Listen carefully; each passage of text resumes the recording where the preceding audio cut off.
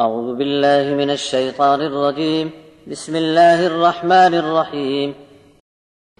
وإذ قلنا للملائكة اسجدوا لآدم فسجدوا إلا إبليس أبى فقلنا يا آدم إن هذا عدو لك ولزوجك فلا يخرجنكما من الجنة فتشقى إن لك ألا تجوع فيها ولا تعرى وأنك لا تظمأ فيها ولا تضحى فوسوس إليه الشيطان قال يا آدم هل أدلك على شجرة الخلد وملك لا يبلى فأكلا منها فبدت لهما سوآتهما وطفقا يخصفان عليهما من ورق الجنة وعصى آدم ربه فغوى ثم اجتباه ربه فتاب عليه وهدى قال اهبطا منها جميعا بعضكم لبعض عدو فإما يأتينكم مني هدى فمن اتبع هداي فلا يضل ولا يشقى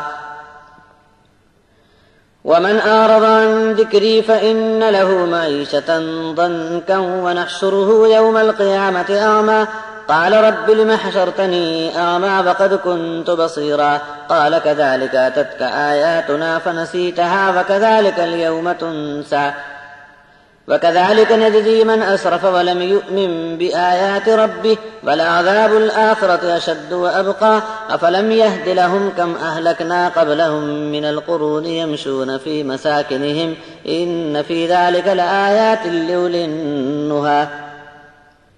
اور جب ہم نے فرشتوں کو حکم دیا تھا کہ آدم کو سجدہ سلامی پیش کرو تو سب نے اس حکم پر عمل کیا مگر ابلیس نے انکار کر دیا. تب ہم نے فرمایا کہ اے آدم یقیناً یہ ابلیس دشمن ہے تمہارا اور تمہارے جوڑے کا، تم چوکنے رہنا ورنہ جنت سے تم دونوں کو نکلوا دے گا. پھر تم کو بہت رنج کھینچنا ہوگا اور بڑی بڑی مصیبتوں کا سامنا کرنا پڑے گا. یہاں جنت میں کھانے کا پورا انتظام ہے، بھوکے رہنے کا کوئی خطرہ نہیں اور جسم ڈھانکنے کا ایسا شاندار انتظام ہے کہ کبھی بے لباس نہ رہو گے. پیاس بجھانے کے لیے اور دھوپ سے بچنے کے لیے یہاں پورا انتظام ہے. شیطان نے وسوسہ ڈالا کہ اے آدم کیا میں تم کو ایسے درخت کا پتہ بتا دوں جو ہمیشہ کی زندگی کی خاصیت رکھتا ہے، تب تو تم کو ایسی بادشاہی مل جائے گی کہ کبھی چھینی نہیں جا سکتی.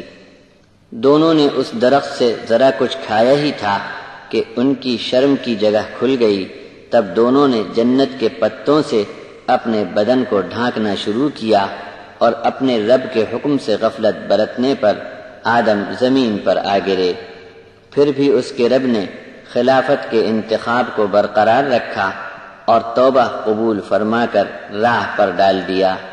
فرمایا یہاں سے دونوں اکٹھے اتر جاؤ کہ تم میں ایک دوسرے کی دشمنی کا بیج پڑ گیا ہے، مگر جب کبھی میری طرف سے کوئی ہدایت کی بات آوے تو جو کوئی بھی میری راہ پر چل پڑے گا وہ گمراہی سے نجات پا جائے گا اور اسے آخرت میں کوئی رنج تکلیف کا سامنا نہیں ہوگا، اور جو کوئی بھی میرے نصیحت نامے سے کترا کر چلے گا تو میں دنیا میں اس کی گزران میں تنگی پریشانی کا گھیرا ڈال دوں گا، اور قیامت کے دن ہم حشر کے میدان میں اسے اندھا بنا کر کھڑا کریں گے.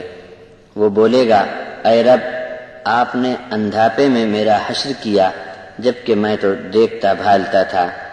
رب کا ارشاد ہوگا اسی طرح ہماری آیات تیرے سامنے آتی رہیں تب تو نے انہیں نظر انداز کر دیا. آج تیرے ساتھ بھی وہی سلوک کیا جائے گا.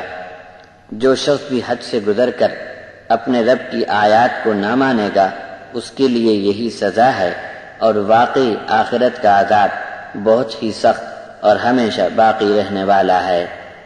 پہلے زمانے کے لوگوں کو ہم نے برباد کر دیا جن کے مکانات کے پاس سے یہ لوگ گزرتے بھی ہیں، تو کیا پھر بھی انہیں راہ نہ سوجھی کہ وہ ایسی حرکتوں سے دور رہتے.